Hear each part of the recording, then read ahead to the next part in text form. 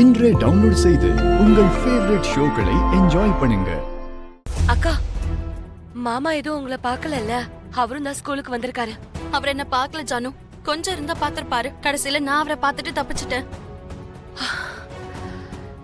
இப்ப சொல்லுங்கக்கா, ஏதோ பேசணும்னு சொன்னீங்க. என் மனசுல 1008 கேள்வி இருக்கு ஜானு. ஆனா ஒரு கேள்விக்கு கூட என்கிட்ட பதில் இல்ல. நீங்க எந்த விஷயத்த பத்தி பேசிட்டு இருக்கீங்கக்கா? மித்ரா வீட்ல ஒரு சின்ன பொண்ணு இருக்கால,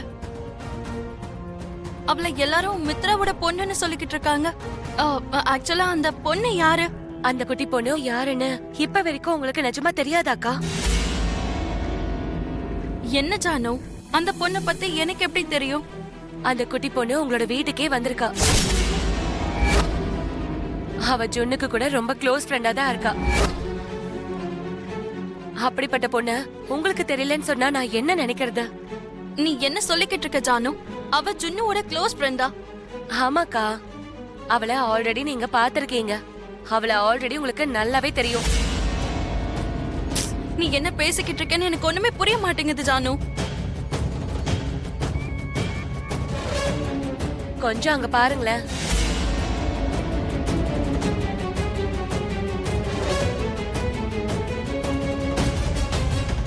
மித்ரா மாமாவோட பொண்ணு அவதான்.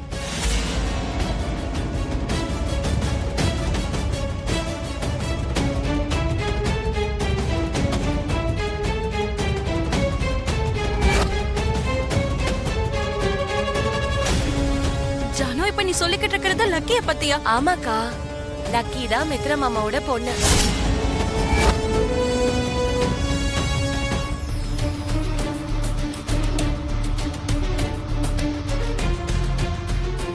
அப்படின்னா இவ்ளோ நாளா ஜுன்னு போனது மித்ராவோட வீட்டுக்கா? ஜுன்னு சண்டை போட்டது மித்ரா கூடயா?